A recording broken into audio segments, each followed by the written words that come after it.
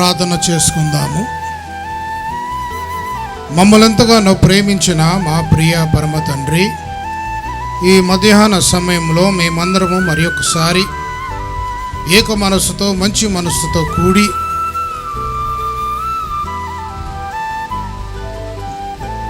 మీ యొక్క సన్నిధి ఇక్కడ ఉంటుందని గుర్తిస్తూ రెవరెండ్ ప్రభుదాస్ గారి యొక్క 12వ సంవత్సరము జ్ఞాపకార్థము నిమిత్తమై కూడుకున్న విషయాన్ని బట్టి నాయన మమ్మల్ని దీవించమని వేడుకుంటున్నాం. నేటి వాక్యము మీ చిత్ర ప్రకారముగా మేము ఉనిలాగున సహాయం చేయమని వేడుకుంటున్నాం. నా నోటి మాటను దీవించండి, మా హృదయ ధ్యానము దీవించి నేడు మాకు కావలసిన ఆత్మీయ ఆహారము అనుగ్రహిస్తూ అట్టి రీతిగా మేము జీవించులాగున సహాయం చేయమని యేసుక్రీస్తు నామమున వేడుకుంటున్నాము తండ్రి, ఆమేన్. కూడి ఉన్న మీ అందరికీ,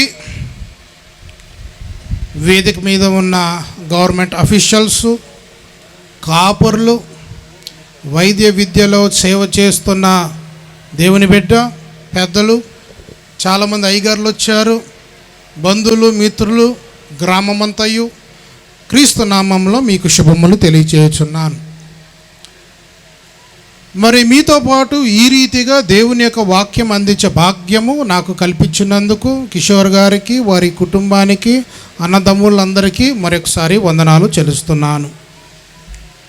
ఇది దేవుడు చేసినది, దేవునికి దీవెన నా జీవితంలో నేడు కనపడుతుంది మరి ఒకసారి. కాబట్టి దేవుని కూడా నా నిన్ను వందనాలు చెల్లిస్తున్నాను. నేను గొప్ప ప్రసంగికుడని ఎవరు నన్ను పిలవరు, త్వరగా ముగిస్తానని పిలుస్తారు. అది ఈరోజు జరగాలని నా ఆశ. నిరాశ పొందితే నేనేమి చేయలేను.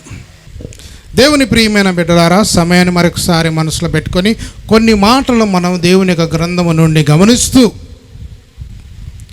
ఆ వాక్యములో ఉన్న సందేశాన్ని మనము చూసి తదుపరి అది మనతో ఏ రీతిగా మాట్లాడుతుందో అనే విషయాన్ని చూస్తూ రెవరెండ్ ప్రభాకర్ గారి జీవితాన్ని మనము జ్ఞాపకము చేసుకుంటూ అట్టి రీతిగా మనం ఏ రీతిగా స్పందింపబడగలుగుతామో అనే విషయాన్ని కూడా చూద్దాం.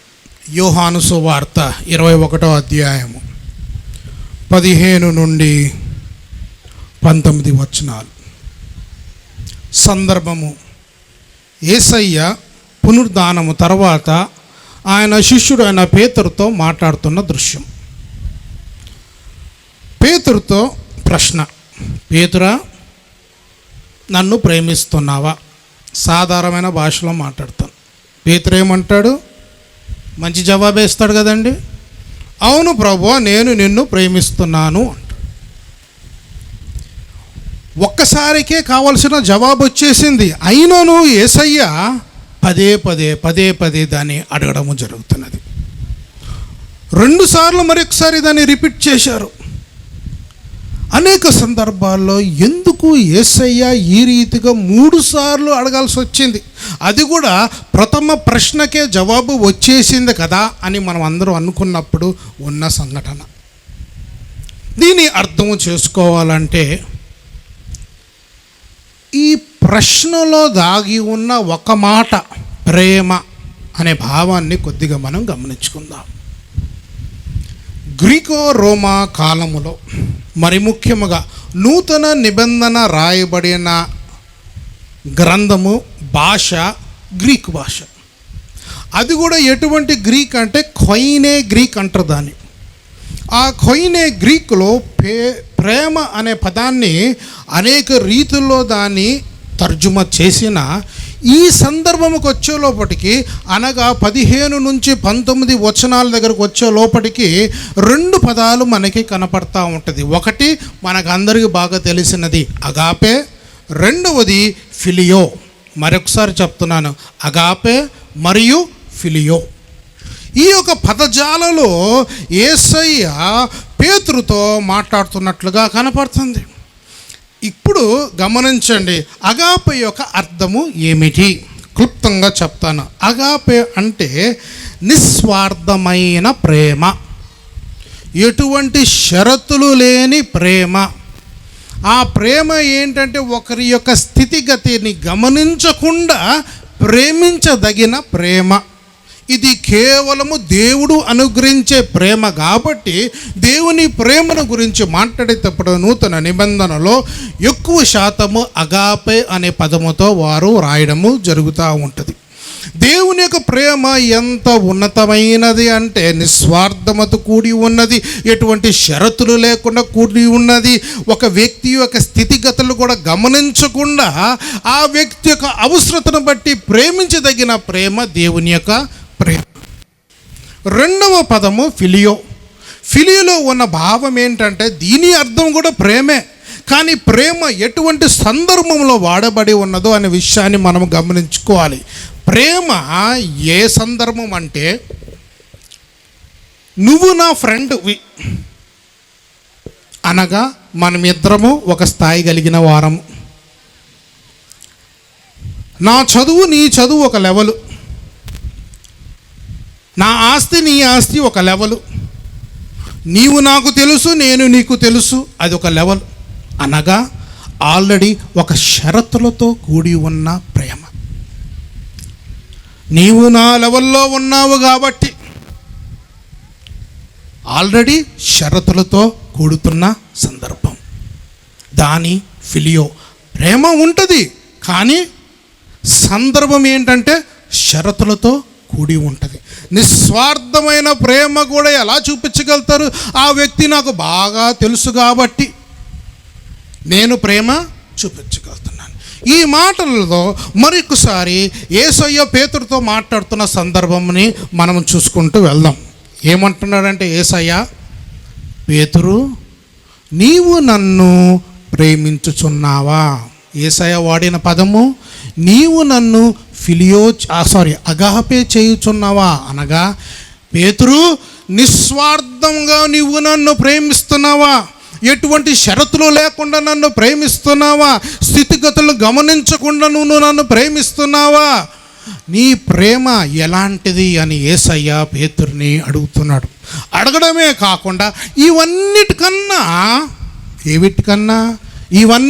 అంటే అలనాడు వారు యేసయ్య ఏ నిమిదము మరణంకి వెళ్ళిపోయి మరి పునరుద్ధానం అవుతారో లేదన్న ఆలోచన లేకుండా ఉన్న ఆ శిష్యులు వేటకు వెళ్ళిపోయారు. ఏంటి? చేపలు పట్టుకున్న వేటకి. యేసయ్య అడుగుతున్నది, ఈ ఓడ కన్నా ఎక్కువ నన్ను ప్రేమించుచున్నావా? ఈ వల కన్నా ఎక్కువ నన్ను ప్రేమిస్తున్నావా? ఈ చేపల కన్నా ఎక్కువ నన్ను ప్రేమిస్తున్నావా? నీ కుటుంబం కన్నా ఎక్కువ నన్ను ప్రేమించగలుగుతున్నావా? ఎటువంటి షరతులు లేకుండా నన్ను ప్రేమించగలుగుతున్నావా అని యేసయ్య పేతురుని అడగడము జరిగింది. అప్పుడు పేతురు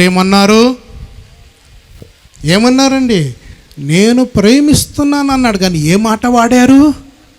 ఫిలియో అనే పదమును వాడారు. అనగా, ప్రభువా నీవెవరో నాకు తెలుసు, ఎంతకాలము నువ్వు నాకు నేర్పించావు, ఎంతకాలము నేను నీతో ఉన్నాను, చాలా సన్నిహితముగా ఉన్నాము, నేనెవరో నీకు తెలుసు. చూశారా? షరతులతో కూడుతడం జరుగుతున్నది.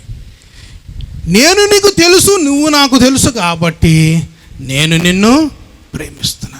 ఇది నేను చెప్పే మాటలు కాదండి. గ్రీకు భాషలో అక్షరాలుగా నూతన నిబంధన వ్రాసినప్పుడు వాడిన మాటలు. రెండోసారి అందుకనే యేసయ్య పేతురుని అడుగుతున్నాడు, పేతురు షరతులు లేకుండా నిస్వార్థమైన ప్రేమతో స్థితిగతులు గమనించకుండా నన్ను ప్రేమిస్తున్నావా అన్నాడు. మరొకసారి పేతురు అన్నాడు, అయ్యా నీకు అన్నీ తెలుసు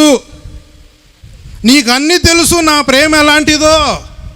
నా ప్రేమ నీవు నాకు తెలుసు, నేను నీకు తెలుసు. ఆ రీతిగా నేను నిన్ను ప్రేమిస్తున్నాను.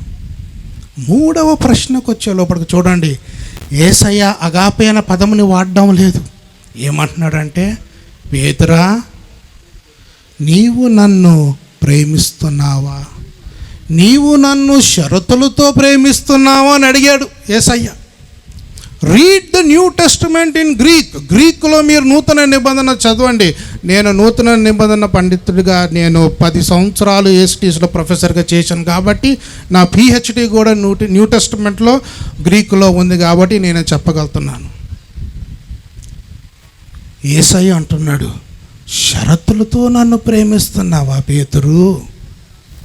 పేతురు బహు దుఃఖపడి, ఆ భాష చూడండి, బహుబాధతో, ప్రభువా నీవన్నీ ఎరిగిన వాడివే, అన్నీ తెలిసిన వాడివే, నువ్వు నాకు తెలుసు కాబట్టి నేను ప్రేమిస్తున్నాను. దేవుని ప్రియమైన బిడ్డలారా, చాలా జాగ్రత్తగా విందాం. అసంపూర్ణమైన స్థితిలో ఉన్న పేతురు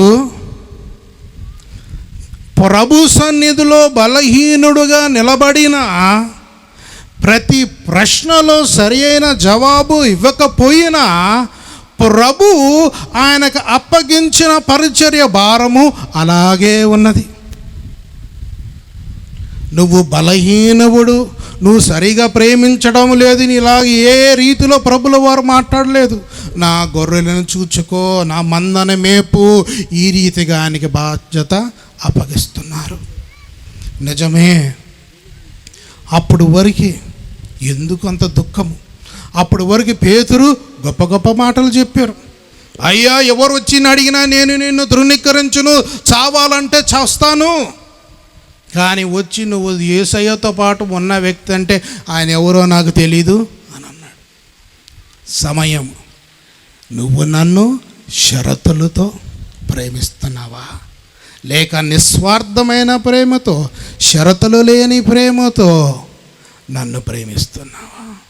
పేతురుకి అప్పుడు మరి ఒకసారి క్రీస్తు కొరకు అప్పుడు మరణించకపోవచ్చుము, కానీ క్రీస్తు కొరకు జీవించడానికి ఒక అవకాశము మరొకసారి రావడము జరిగింది. అందుచేతనే ఆయనని వెంబడించడానికి ఒక అవకాశం వచ్చింది. ఆ వెంబడించడం ద్వారా ఆదిమ సంఘము ఏ రీతిగా కట్టబడిందో మనకందరికీ తెలుసు, ఎంత విస్తారంగా ఎదిగిందో తెలుసు. అందునిమిత్తమై మనమందరము నేడు ఇక్కడ కూర్చొని ఉన్నాం. నేడు మరి ముఖ్యంగా రెవరెండ్ ప్రభాదాస్ గారి యొక్క జీవితంని మనము జ్ఞాపకం చేసుకుంటుండగా, 12వ సంవత్సరం జ్ఞాపకం చేస్తుండగా, ఇది ఏ రీతిగా మనతో మాట్లాడుతుంది? దేవుడు మిమ్మల్ని ప్రేమించారా లేదా? దేవుడు మిమ్మల్ని ప్రేమించారా లేదా? ఎంత ప్రేమించినా మనకి అది కొదువే. ఎంత ప్రేమించినా అది కొదువే. ఒక్కసారి గమనించుకోండి. గ్రీటింగ్స్ చెప్తున్న పెద్దలు అన్నారు, మనకందరూ కూడా తెలిసిన విషయమే. ఒకనాడు మన స్థితిగతి ఏ రీతిగా ఉన్నదో గమనించుకుందాం. మన పితరుల యొక్క స్థితిగతి ఏ రీతిగా ఉన్నదో జ్ఞాపకం చేసుకుందాం. బ్రతకడానికి చోటు లేదు, ఊరవతలో ఉండాలి. నడవడానికి మార్గము లేదు, చేతుల్లో చెప్పులు పట్టుకొని నడవాలి. విద్య నేర్చుకుందామంటే అవకాశము లేదు. వైద్యం కూడా ఎటువంటి అవకాశము లేదు. దేవుని ఆరాధిద్దామన్నా కూడా దేవుని దగ్గరికి ఎవరు రానివ్వడం లేదు. గతము, do not forget your past. మీ గతాన్ని జ్ఞాపకం చేసుకుందాం. ఆ స్థితుల్లో ఊహించరాని రీతిలో దేవుని యొక్క వాక్యము ఆశ్చర్యకరమైన రీతిలో మన యందు, మన పితరుల యందు ప్రవేశించినది. అన్నారు, మిషనరీలు ఏం తీసుకొచ్చారండి? చదువుకున్న భాగ్యాన్ని తీసుకొచ్చారు. చదువుకోవడానికి నేడు ఈరోజు మనం రాయగలుగుతున్నాం, చదువుతున్నాం అంటే ప్రభు వారికి చూపించిన ప్రేమ, నిస్వార్థమైన ప్రేమ, షరతులు లేకుండా వారు ప్రేమించారు కాబట్టి నేడు మనము దీవించబడ్డాం. ఒక దేవుడు ఉన్నాడు, ప్రేమించగలుగుతున్నాము, ఆరాధించగలుగుతున్నాము. గతమని మర్చిపోబాకండి. అదే దేవుడు, అదే యేసయ్య, అదే మిషనరీలు కానీ షరతులతో వచ్చి ఉంటే మనం ఏ స్థితిగతి ఉండేదో మనకి తెలుసు. పేతురుతో అన్నారు, పేతురు, షరతులు లేకుండా నన్ను ప్రేమించగలుగుతున్నావా? నిస్వార్థమైన ప్రేమ చూపించగలుగుతున్నావా? అలానాడు మిషనరీలు ఆ ప్రేమను చూపించగలిగారు కాబట్టి నేడు ఇక్కడ మనము ఉన్నాము. ప్రభుదాస్ గారి యొక్క జీవితాన్ని జ్ఞాపకం చేసుకుందాం. అనేక విషయాలు నేను విన్నాను. యేసు క్రీస్తుని వారు అంగీకరించడంలో పడిన బాధలు కూడా నేను విన్నాను. ఎన్ని ఆనకట్టలు దాటి రావాలో విషయం మనం చూచాము. వారు ఉన్నవారైనా చదువుకోవడానికి ఇబ్బందులు కలిగినాయి. ఉన్నవారైనా కుటుంబ సహవాసము కోల్పోవడము జరిగింది. ఉన్నవారైనా ఒక గుర్తింపు లేకుండా అయిపోయింది.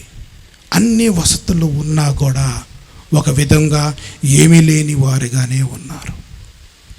దేవుని ప్రియమైన బిడ్డలారా,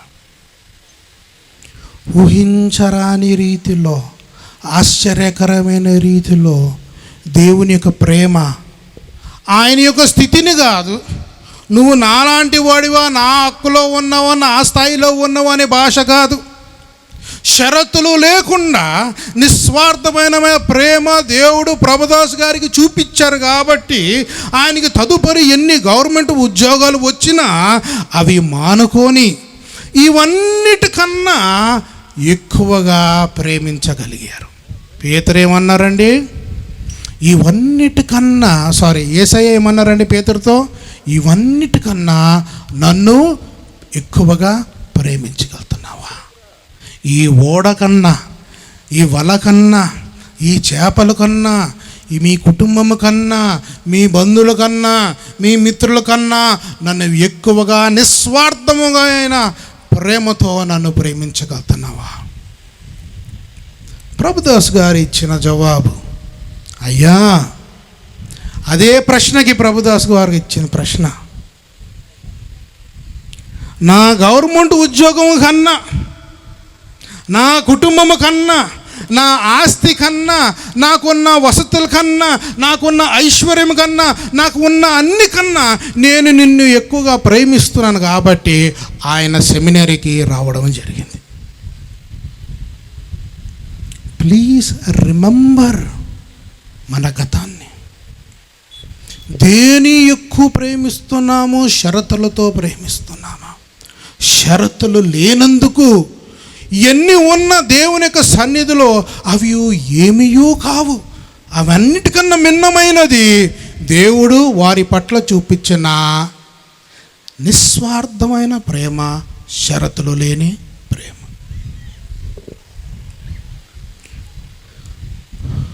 చక్కటి వసతి తయారు చేశారు స్త్రీలకి, కుటుంబాలకి. ఇదే కాకుండా అనేక మంది పేదల పట్ల కూడా ఆ ప్రేమను చూపించడం జరుగుతుంది. చదవబడిన పాత నిబంధన గ్రంథము యెషయా గ్రంథము 61వ అధ్యాయం 1 నుండి 3 వచనాలు కానీ గమనించుకుంటూ వెళ్ళినట్లయితే, బీదల పట్ల యెహోవా యొక్క కనికరము ఏ రీతిగా ఉన్నదో మనం అక్కడ చూడవచ్చు. అనదొక్కబడిన వారు మరియు అనారోగ్యం గురైన వారు, అవసరతలో ఉన్నవారు, బీదరికములో ఉన్నవారు, ఇలాంటి వారి గురించి యెహోవా యొక్క ప్రేమ మాట్లాడడము జరుగుతున్నది. దేవుని యొక్క పరిచర్య, దేవుని యొక్క ప్రేమ, దేవుని యొక్క క్రియ, దేవుని యొక్క రాజ్యము ఇలాంటి వారిదే. నిజంగా దేవుడే కానీ షరతులతో కూడి ఉన్నట్లయితే పేదవాళ్ళు ఏమైపోయేవారు, తృణీకరింపబడిన వాళ్ళు ఏమయ్యేవారు, అనగదొక్కబడిన వారి పరిస్థితి ఏంటి, అన్యాయంగా గురైన వారి పరిస్థితి ఏంటి, స్త్రీల యొక్క పరిస్థితులు ఏంటి, ఆడబిడ్డల యొక్క పరిస్థితి ఏమిటి? దేవుని ప్రియమైన బిడ్డలారా, దేవుడు ఉన్నతమైన ప్రేమ ఇలాంటి వారిపై చూపించారు. ఇదే పరిచర్య మరొకసారి ప్రభుదాస్ గారి ద్వారాను వారి కుటుంబం ద్వారా జరగడము జరిగింది.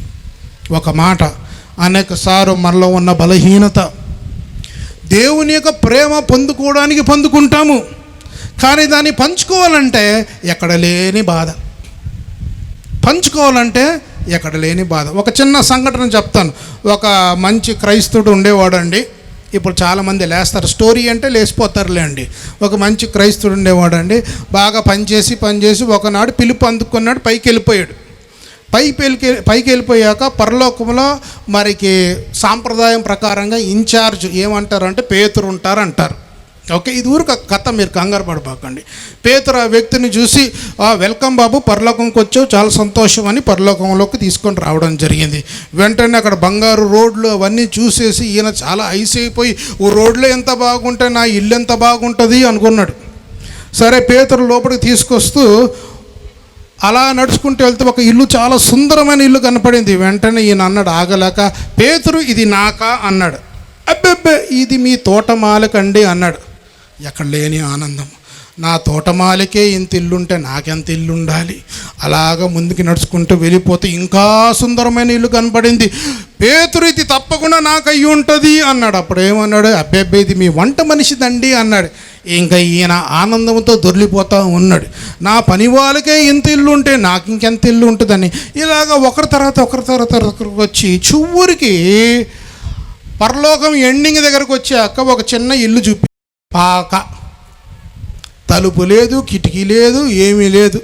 అయ్యా నీ ఇల్లు అన్నాడు. వెంటనే ఈయనకి చాలా రోషం వచ్చింది. పేతురు, చాలా తప్పు చేశావు. మరి భూలోకంలో నా పనులందరికీ పెద్ద పెద్ద ఇల్లులు ఇచ్చావు, మరి నేను వచ్చేలోపటికి ఏంటని ఇంత చిన్న ఇల్లు ఇచ్చావు అన్నాడు.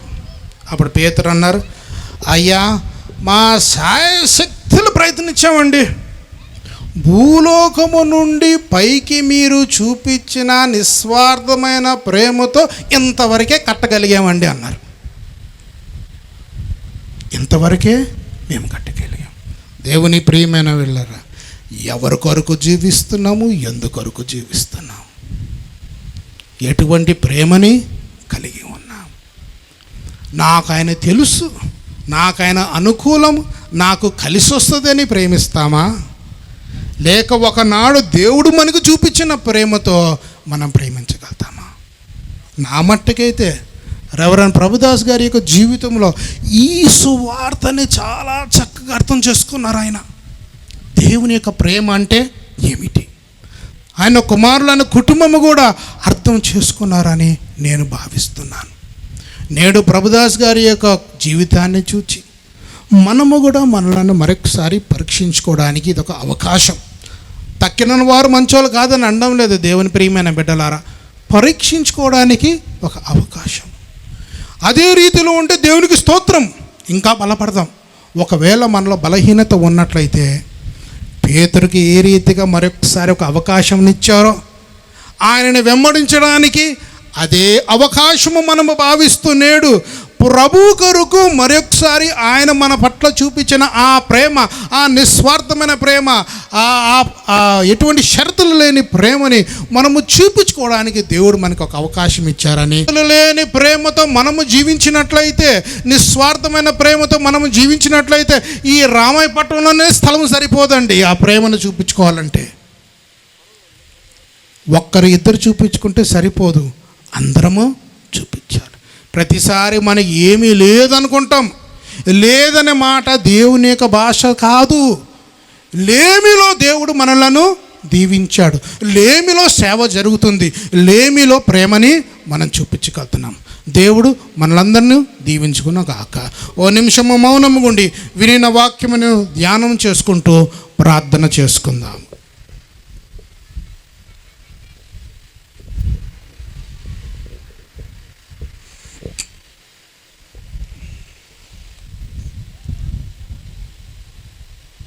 మమ్మల్ని ఎంతగానో ప్రేమించిన మా ప్రియ పరమ తండ్రి, ఈ మధ్యాహ్న సమయంలో మరొకసారి మీ వాక్యంపై ధ్యానించే భాగ్యము మాకు కల్పించినందుకు వందనాలు.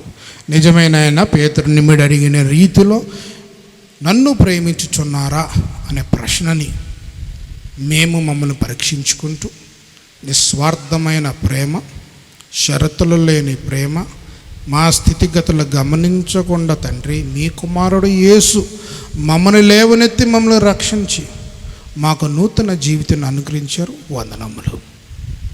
ప్రభుదాస్ గారి యొక్క జీవితమును బట్టి వారు ఈ గొప్ప సందేశమును గ్రహించి అలనాడు చేసిన ఈ పరిచర్యని బట్టి అనేకులు దీవించబడ్డారు.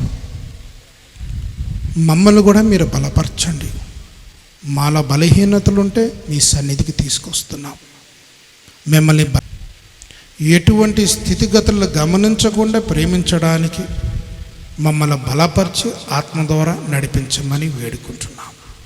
మీరు గొప్ప దేవులు, గొప్ప రీతిగా మీరు ఆశీర్వదిస్తారని నమ్ముచు కూడి ఉన్న ప్రతి ఒక్కరిని ప్రేమిస్తూ, కుటుంబాన్ని ప్రేమిస్తూ ఇక్కడ జరుగుతున్న పరిచర్యను కూడా దీవించమని యేసుక్రీస్తు నామమున వేడుకుంటున్నాము తండ్రి. ఆమేన్. Thank you sir. ప్రేమను గురించి శ్రేష్టమైన వర్తమానాన్ని అందించిన దైవజనులకు ప్రత్యేకమైన వందనాలు తెలియజేస్తూ ఉన్నాను. ఈ సమయంలో మరి ఒక ఇద్దరున్నారు, గ్రీటింగ్స్ తెలియజేయాల్సిందిగా. కేవలం ఒక్కొక్కరు 2 నిమిషాలు దయతో సమయాన్ని గమనిస్తూ ముందుకు సాగే విధంగా మీరు కూడా సహకరించాలని తెలియజేస్తున్నాను. ఈ సమయంలో మన మధ్యలో ఉన్నటువంటి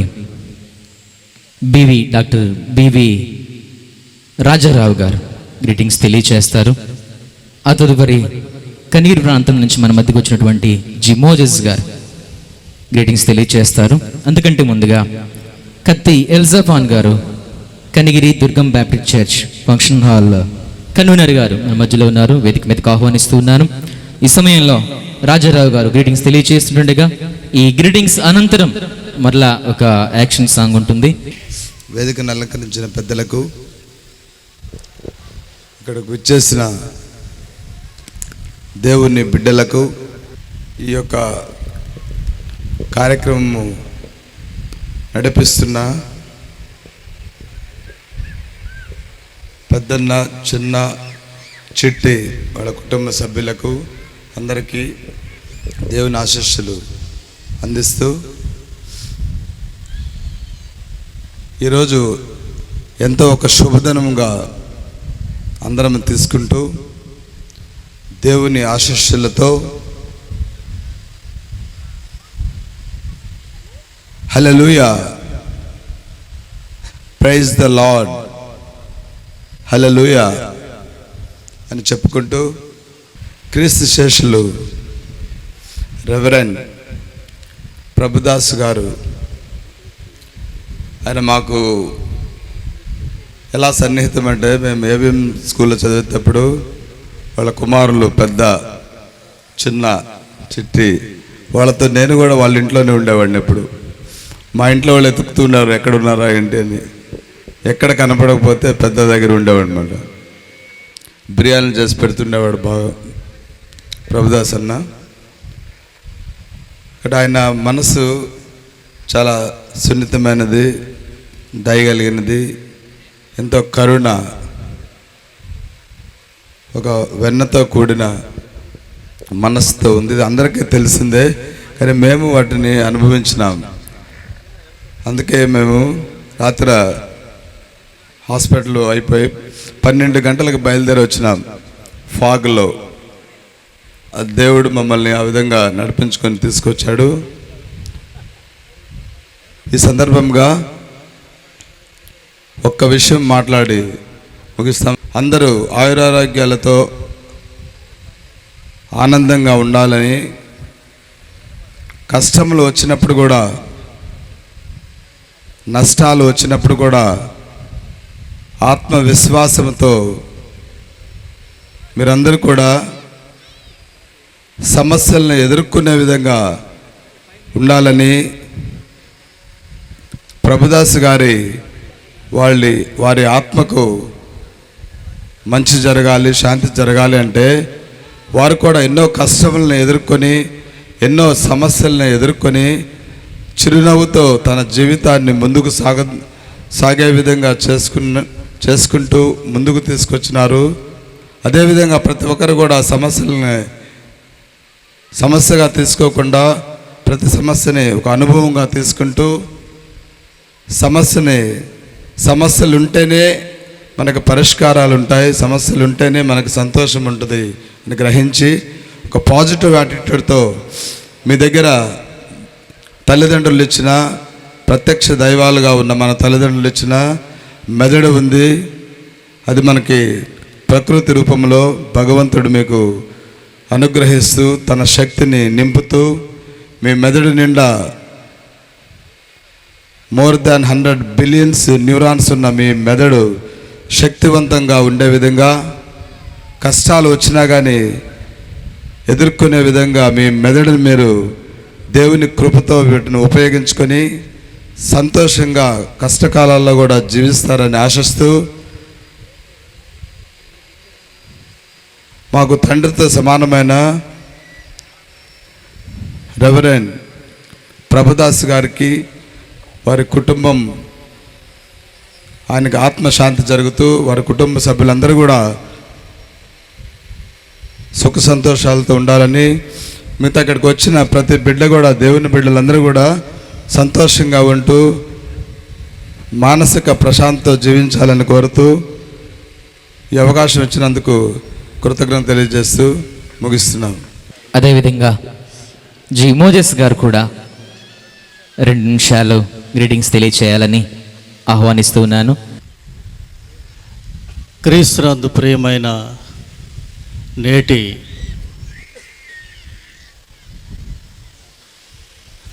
క్రీస్తుశేషులు రెవరెండ్ ఏకే పద్మావతి ప్రభుదాస్ గారి 12వ వర్ధంతి శుభ సందర్భంగా, ఎందుకంటే శుభ సందర్భం అనేది కొద్దిగా నోట్ చేసి పెట్టుకోండి. శుభ సందర్భంగా నేటి Jesus statue, that is the dedication to believers, ఆ కార్యక్రమంలో మరి స్టేజ్ పైన ఉన్న దైవవాక్య బోధకులు గారికి, విక్టర్ అన్నకి, డిఎస్పి ప్రకాశ్రావు గారికి, మా తమ్ముడు ఎల్సఫాన్ గారికి, అదేవిధంగా ఈ Blanchard memorial true service trust pastor గారికి, మరి కుటుంబ సభ్యులకు ముఖ్యంగా ఒకసారి శుభాకాంక్షలు తెలుపుతూ, ఈ మధ్యకాలము ఎందుకంటే ఎక్కువగా ఆయన గురించి చెప్పాలంటే it's one kind of encyclopedia. ఎందుకంటే ఆయనతో నాకున్న సంబంధం బంధుత్వ పరంగా కానీ, the establishment of church, at the same time meditation park already I have served, that is called my pamphlet. నా పాంప్లెట్ ఆల్రెడీ సర్వ్ చేస్తున్నా నేను. నాకు ఇప్పుడు వచ్చిన ఒక సంతోషకరమైన ఒక ఆలోచన ఏంటంటే, ఇప్పుడే పాస్టర్ గారితో పంచుకున్నాను నేను. ఆ టైటిల్ నిస్వార్థ సేవకుడు. ఇప్పుడు పాస్టర్ గారు చెప్పింది నిస్వార్థ, షరతులు లేని ప్రేమ, దట్ ఈస్ కాల్డ్ అగపే. మరి ఈ మధ్యకాలంలో చారిత్రాత్మకమైన, అంటే మన క్రైస్తవ చరిత్రలో మన ప్రాంతంలో కొన్ని, దట్ ఈస్ కాల్డ్, అవి మనం ఏమనాలంటే ప్రతి ఒక్కరూ అప్రిషియేట్ చేయాల్సిన విషయాలు. వాటిని మొట్టమొదటిగా, ఎందుకంటే ఇది నా మాతృ సంస్థ కాబట్టి ఈరోజు ఆ స్టాట్యూని ఎస్టాబ్లిష్ చేస్తూ డెడికేషన్ చేసిన మరి రెవరెండ్ క్రీస్తుశేషులు ఏకే ప్రభుదాస్ గారి, పద్మావతి ప్రభుదాస్ గారి కుమారులకు మరి ఒకసారి శుభము తెలుపుతూ, ఇదొక్కటే కాదు ఈ మధ్యకాలంలో, ఎందుకంటే ఆ రోజుల్లో మిషనరీసే కాదు, వీ హ్యావ్ టు డూ, మేము కూడా చేస్తాం, we can do, we will do. ఎందుకంటే ఈ మధ్య వాళ్ళను కూడా నేను ఒకసారి ఈ సందర్భంగా ప్రశంసించాలా, అభినందించాలా. కనిగిరిలో మీ మధ్య ఉన్నాడు Durgam Baptist church function hall chairman 1,00,00,000 రూపాయలు పెట్టి కనిగిరి పట్టణంలో లేని ఒక ఫంక్షన్ హాల్ని ఎస్టాబ్లిష్ చేయాలి. నాట్ ఓన్లీ దట్, ఒకసారి మనము కావలి తెలుగు బ్యాప్టిస్ట్ చర్చికి పోతే సార్ రీమోడలింగ్ ఇస్ వండర్ఫుల్, మనం చూస్తూ ఉండొచ్చు. అంటే ఎంత మార్పు అంటే నేను అభినందించేది ఏంటంటే యాజ్ ఎ టీచర్గా ఇటు ప్రభుదాస్ అన్న కుటుంబం కానీ, ఆ విధంగా కనిగిరి దుర్గ బాస్టింగ్ ఎగ్జిక్యూటివ్ కానీ, అదేవిధంగా కావలి తెలుగు బ్యాప్టిస్ట్ చర్చ్ ఎగ్జిక్యూటివ్ కానీ, యువకులు ఈరోజు బ్రహ్మాండంగా ఈ విధంగా మంచి కార్యక్రమాలు చేస్తున్నారంటే మనం ఈ సభాముఖంగా నేను అభినందిస్తూ, ఆల్రెడీ మాతో ఉన్న అనుబంధం మీకు ఆల్రెడీ నేను సర్వ్ చేశాను. ఆయన గురించి చెప్పాలంటే నిస్వార్థ సేవకుడు.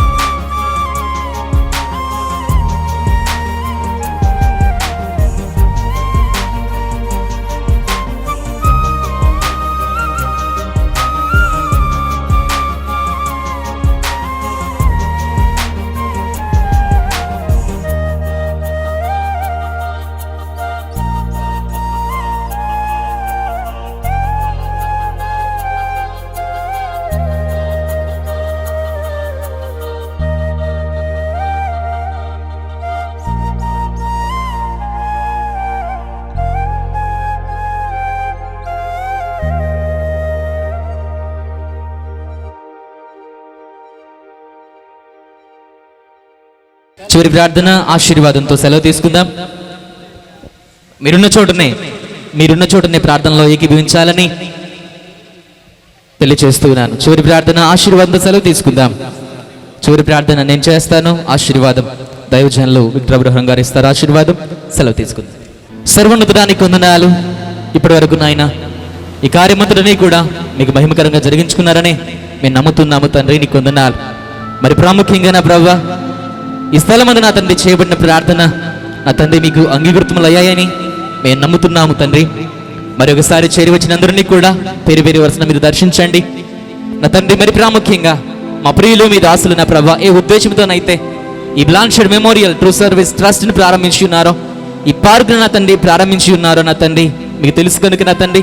మరి ప్రాముఖ్యంగా ఆ స్థలంలో దైవజనులు కానీ స్త్రీలు కానీ ఎవరైనా కూడా నా ప్రభా, వారు చేయి ప్రతి ప్రార్థన కూడా నా తండ్రి అయా మీరు ఆలకించి ఆ ప్రార్థనకు ప్రతిఫలం మీరు దాయిచ్చేయమని మరి ఒకసారి చేరి వచ్చిన అతిథులందరినీ దైవజనులను విశ్వాసులను కూడా మీరు దీవించి ఆశీర్వదించమని, వారి తిరుగు ప్రయాణాలలో కూడా మీ కాపుదలను నెమ్మదిని తోడుగా ఉంచమని మరి ఒకసారి నా ప్రభువా నిశ్చితమైతే మేమందరం కలుసుకునే భాగ్యాన్ని మాకు దాయిచ్చేయమని మరొకసారి ఈ గొప్ప కార్యం చేయడంలో నా తండ్రి సహకరించిన ప్రతి ఒక్కరిని కూడా పేరు పేరు వరుసన దీవించండి, ఆస్వాదించండి. నిశ్చితమైతే నా ప్రభువా ఇది కొన్ని ఆయన ఆటుపోట్లు నా తండ్రి అయా జరిగి ఉంటుండగా దయతో మన్నించిన ప్రభువా నీ సాక్షులుగా నీ కృప కొరకు కనిపెట్టుకునే వారిగా మమ్మల్ని నడిపించమని మరి ఒకసారి సూరజ్ గారిని కూడా మీరు దర్శిస్తూ తనైతే ఏ ప్రాంతంలో ఆయన సేవ చేస్తూ ఉన్నాడో, స్వార్థ ప్రకటిస్తూ ఉన్నాడో తండ్రి ఫలింపుని మీద దయచేయమని మరి ఒకసారి నా ప్రభువా ఈ ప్రాంగణంలో మీరుంటున్న తండ్రి భోజనాల కార్యక్రమంలో కూడా ఎటువంటి అలరి లేకుండా సమాధానంగా సాగిపోయే భాగ్యం దయచేయమని మరి ఒకసారి నా ప్రభు, ఇదిగో ఈ ట్రస్ట్ విషయంలో కానీ, ఈ బ్లాంచర్డ్ మెమోరియల్ బ్యాప్టిస్ట్ చర్చ్ విషయంలో కానీ మీ కృపను దయచేస్తూ అనేక ఆత్మలు నా ప్రభు నీ సన్నిధిలో చేర్చబడలాగిన, నీ రాకడలో ఎత్తబడలాగిన మీ కృపను, మీ దయను మాకు తోడుగా ఉంచమని మా ప్రభు అయిన క్రీస్తు పేరిట ఈ ప్రార్థన అడిగి వేడుకుంటున్నాను మా తండ్రి, ఆమేన్. మరి తండ్రి అయిన దేవుని ప్రేమ, కుమారుడైన యేసుక్రీస్తు యొక్క కృప, పరిశుద్ధాత్మ యొక్క అన్యోన్య సహవాసము, సమాధానము చేరి వచ్చిన బిడ్డలందరికీ, వారి ఆత్మీయ జీవితాలకును దైవజనులకును, మరి ప్రాముఖ్యంగా ఈ ట్రస్ట్కు వారి ప్రతి ఉద్దేశము, ఆలోచన ఇదిగో సఫలపరచులాగిన ఇప్పుడు ఎల్లప్పుడూ సదాకాలము తోడై నడిపించును గాక, ఆమేన్. ఈ స్తుతి నీకే మా యేసుదేవ, మనసార నిన్నే సేవింతుము, మా మనసార నిన్నే సేవింతుము. పరలోక దూతాళి స్తోత్రాలతోనే మా స్తోత్ర గానాలు గైకొనుమా. పరలోక దూతాళి స్తోత్రాలతోనే మా స్తోత్ర గానాలు గైకొనుమా. ఈ స్తుతి నీకే మా యేసుదేవ, మనసార నిన్నే సేవింతుము, మా మనసార నిన్నే సేవింతుము.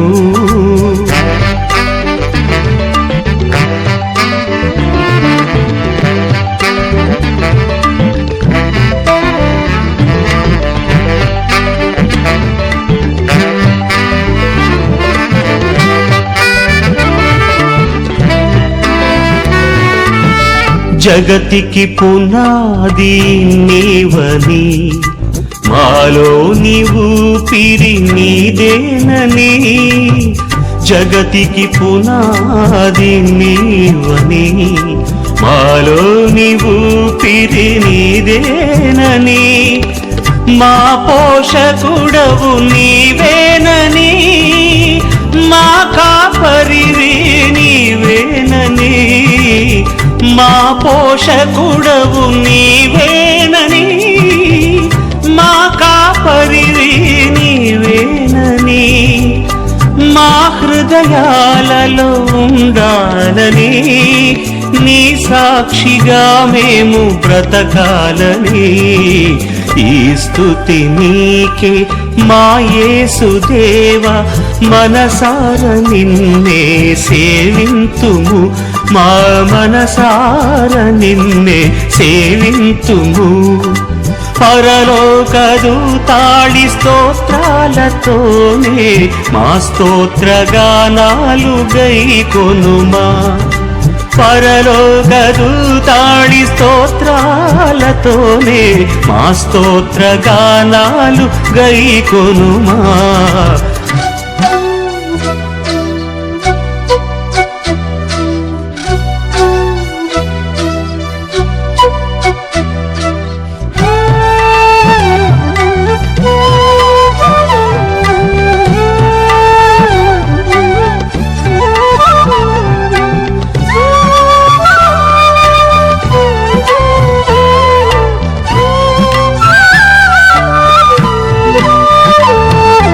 మనసార నీదరి చేరగా మాకెంతో సంతోషమాయగా. మనసార నీదరి చేరగా మాకెంతో సంతోషమాయగా. హల్లెలూయా స్తుతి మధుర గీతాలతో మా హృది ప్రవహించే సెలయేరులా. హల్లెలూయా స్తుతి మధుర గీతాలతో మా హృది ప్రవహించే సెలయేరులా. నీ మధుర ప్రేమను చాటాలని, నీ జీవ బాటలో నడవాలని.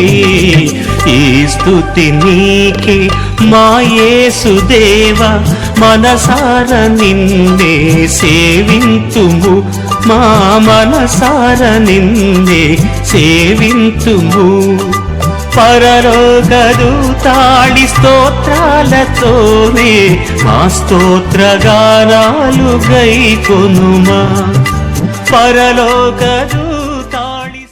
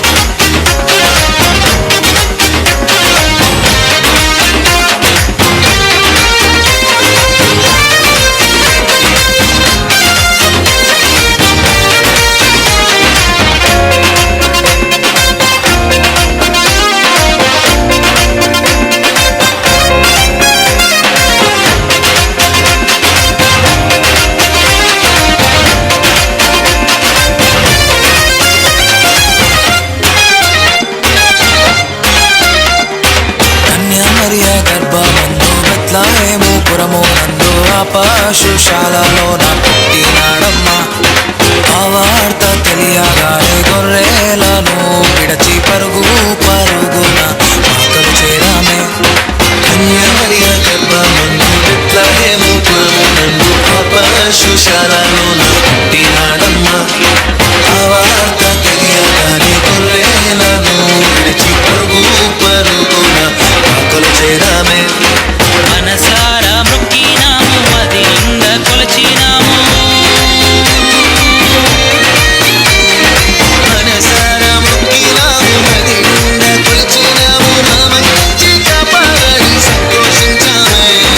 సందడి సందడి సందడి సందడి సందడి చేసామే. సందడి సందడి సందడి సందడి సందడి చేసామే. సందడి సందడి సందడి సందడి సందడి చేసామే. సందడి సందడి సందడి సందడి సందడి చేసామే. బాలుడు కాదమ్మో బలవంతుడు యేసు. పసివాడు కాదమ్మో పరమాత్ముడు క్రీస్తు. బాలుడు కాదమ్మో బలవంతుడు యేసు.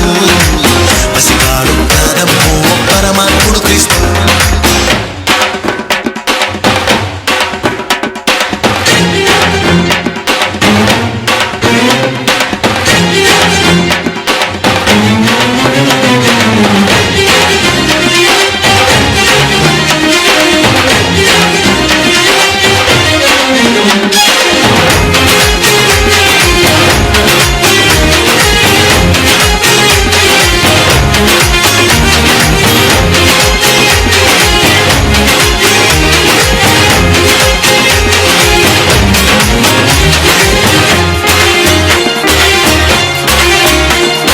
చుక్కను చూసి వచ్చినాము, పాకలో మేము చేరినాము. పరిశుద్ధుని చూసి పరవశించామే.